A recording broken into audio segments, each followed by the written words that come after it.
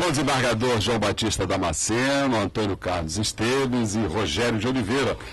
E nós estamos aqui com a presença também de outro campus da Estácio de Sá, prestigiando o nosso programa, os alunos também do campus de Nova Iguaçu, José e Vera, sejam muito bem-vindos, José e Vera.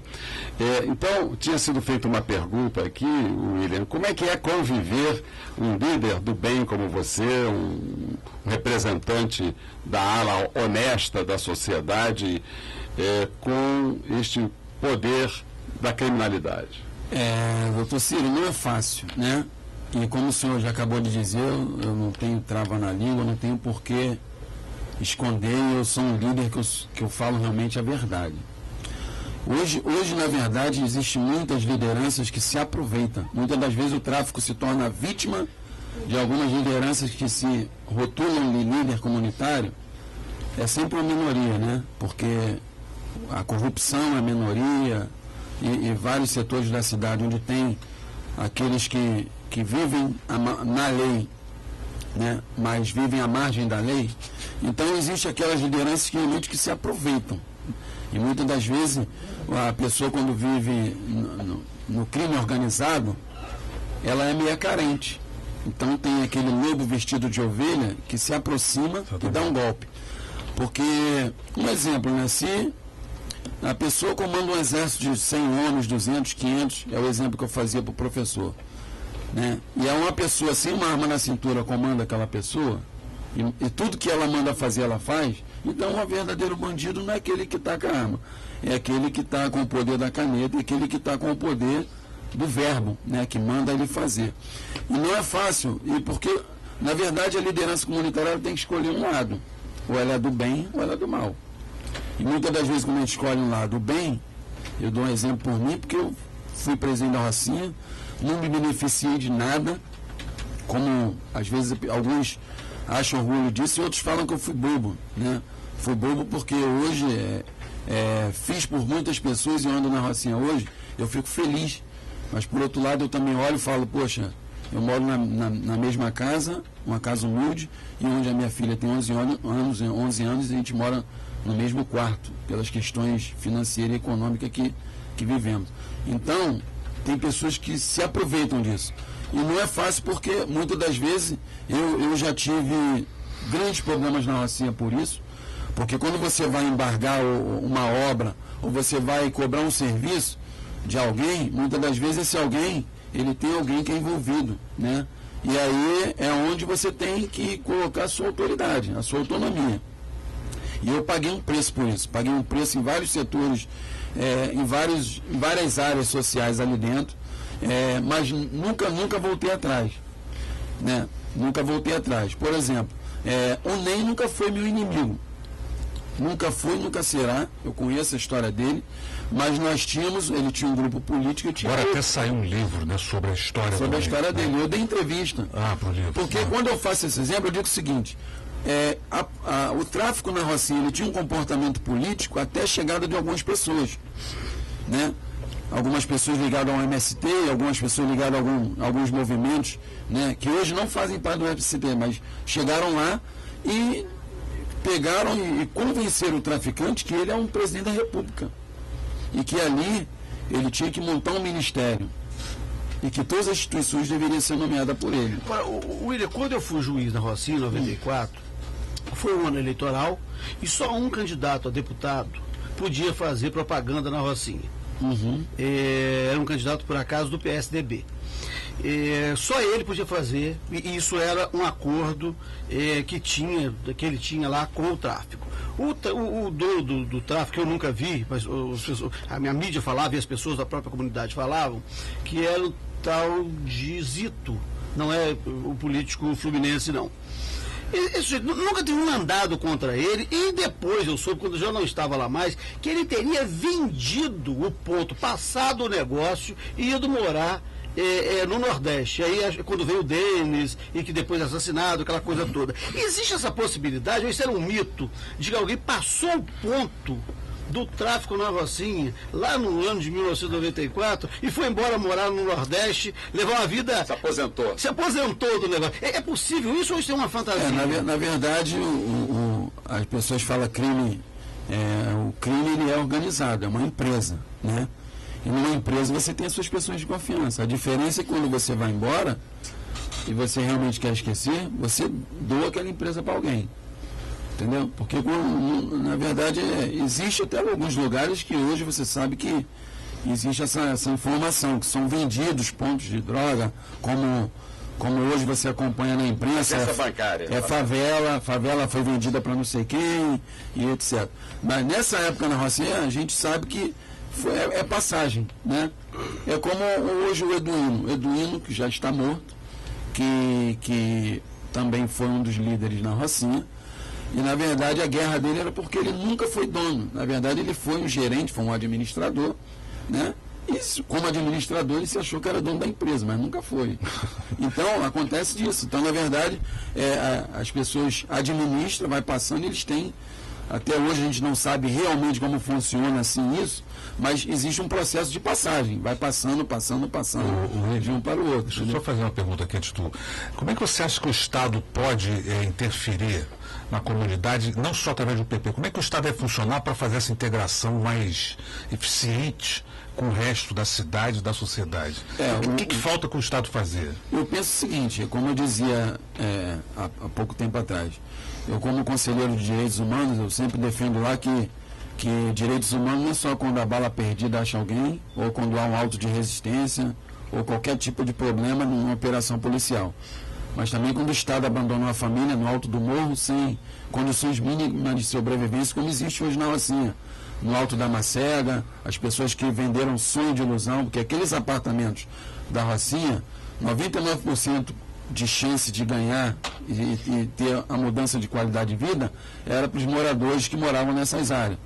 Portanto, não aconteceu. Então, quando o Estado abandona uma família no Alto da Macega, da Roupa Suja, de outros lugares da Rocinha, né, desempregado, morando no barraco de madeira, sem condições humanas, eu acho que isso não há diferença nenhuma quando uma operação policial mata alguém. A diferença é que essa pessoa, ela vai morrendo aos poucos, porque ela está desempregada, às vezes cheia de filho e sem condições. Então, quando o Estado começa a trabalhar e dar assistência a essas famílias, dando uma estrutura, eu acho que é por partir daí. A Rocinha, quando nós conseguimos implantar o plano urbanístico, e quando teve aquela guerra de 2004, nós aproveitamos um momento de violência e a Associação de São Conrado nos fez uma proposta de trocar o sangue por serviços. Então, enquanto o conflito era todo dia acontecia, nós pegávamos e estava construindo um projeto de urbanização, sem participação do governo, só com as instituições, Câmara Comunitária da Barra da Tijuca, Associação de São Conrado, da Gávea, Leblon, etc. E eles, com condições financeiras, nós reunimos todas as instituições, associações da Rocinha, Parque da Cidade e alguns parceiros do Vidigal, e nos reunimos para trazer serviço público. Então criamos um plano urbanístico de 80 milhões de reais, porque foi quando iniciou o Parque da Rocinha. Mas tínhamos também um decreto, que o nosso decreto é o seguinte: não se constrói nada até sanar o saneamento básico da Rocinha. Porque a gente acredita que se sanar o saneamento básico da Rocinha, a gente fecha o Miguel Couto de uma forma social. Porque leptospirose, tuberculose, a Rocinha é um dos maiores índices de tuberculose do Brasil. Mesmo com o PAC, continua ainda. Por quê? Porque o crescimento ele cresce todo dia. Existe o P, existe vários decretos da prefeitura, mas não existe fiscalização nem estrutura para atender o morador. Você tem uma região administrativa, a Rocinha é bairro desde 1992. Mas se eu pegar a Gávea e São Conrado, que são os bairros vizinhos que eu moro, eu não me sinto. Para a Rocinha alcançar São Conrado, ela tem que parar 15 a 20 anos para alcançar o IDH. Eu vou em São Conrado, não tem vala a céu aberto, não tem esgoto, não tem barato, não tem rato. Aí eu vou na Gávea, a mesma coisa. Mas quando eu estou na Rocinha, que é bairro, desde 92, eu me sinto morando no bairro. Porque tem barraco de madeira, valas a céu aberto. Das 56 valas na Rocinha, não fecharam quase nenhuma com o PAC. E a prioridade era o saneamento para poder... Mas depois do Silvio, eu quero te fazer uma pergunta exatamente em cima disso. É muito interessante. Olha, o conteúdo do William é um conteúdo importantíssimo. Quer dizer, a gente fica conhecendo. É um homem bastante articulado, que está falando com conhecimento de causa. Ele vive lá 40 e tantos anos, que ele é morador e é líder da comunidade da Rocinha. Mas nós temos um repórter de campo aí que vai fazer uma pergunta. Silvio Augusto, bom dia. Seja bem-vindo. bacana de visitar. Silvio Augusto caiu. Só cai aqui, lá em Brasília não cai ninguém. Mas o que eu quero te perguntar é o seguinte, um dia vasculhando uns documentos velhos num sebo, eu achei uns recibos de compra de lotes na Estrada da Gávea, em 1928. Guardou, né? Guardou. Né? Claro, eu comprei esses recibos junto com os livros e guardei. E aí outro dia até mandei uma cópia desses recibos lá para o líder comunitário atual lá, o Duda.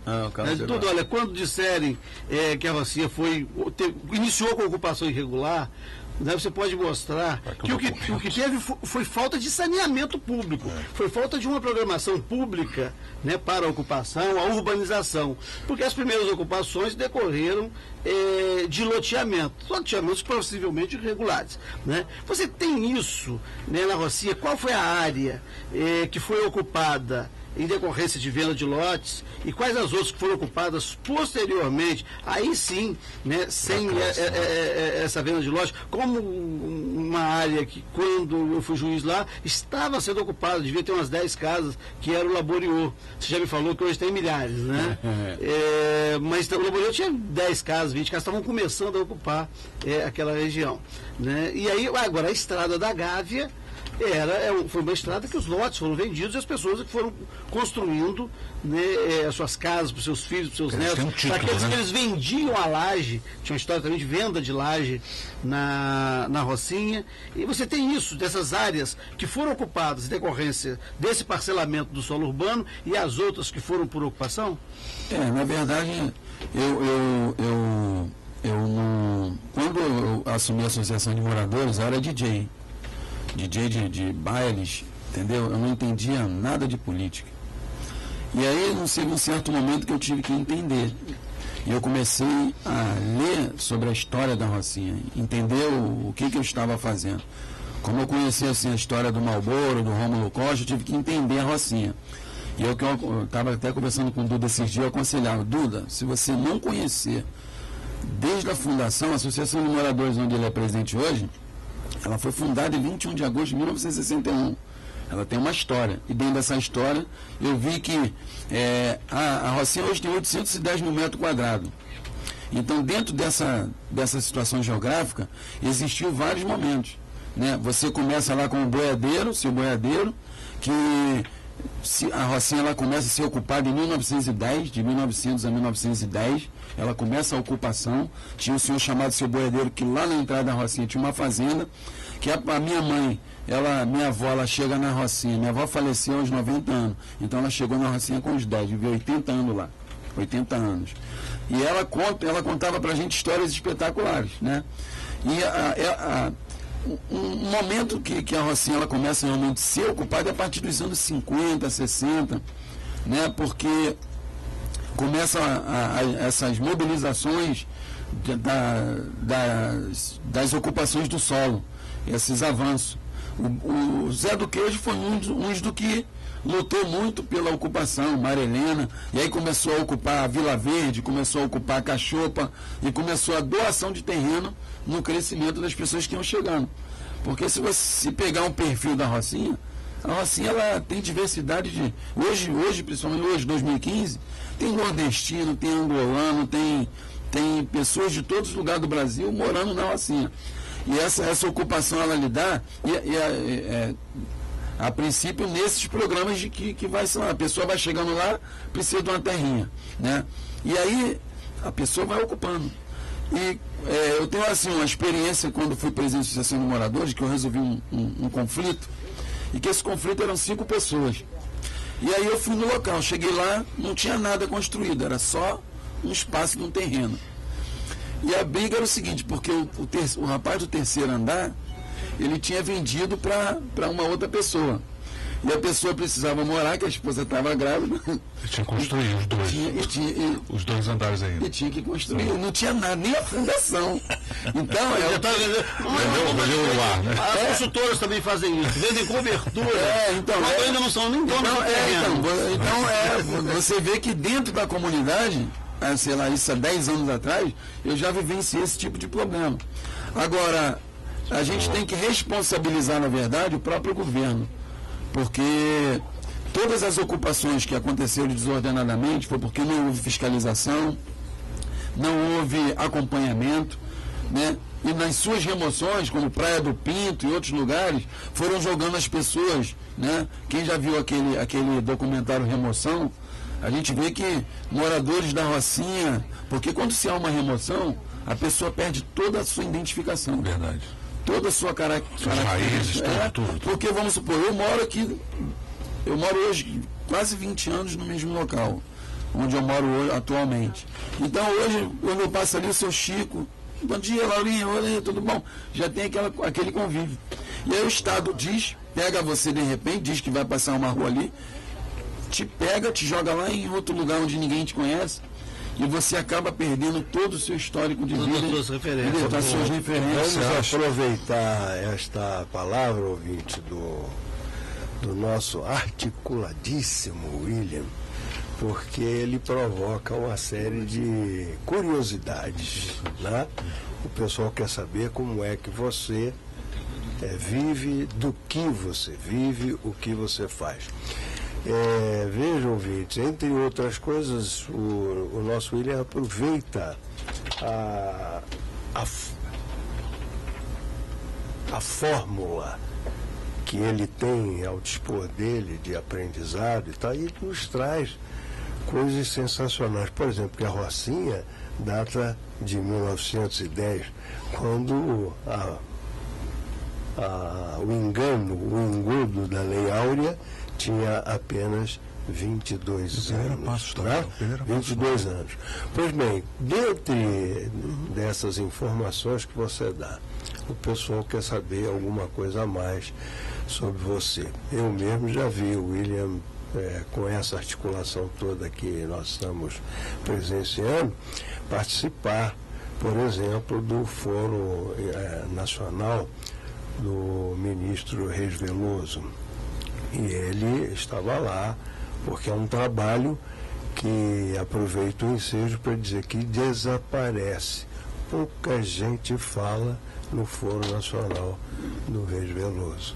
E, no entanto, lá estava o nosso articulado Williams, que provoca uma curiosidade. De que você vive?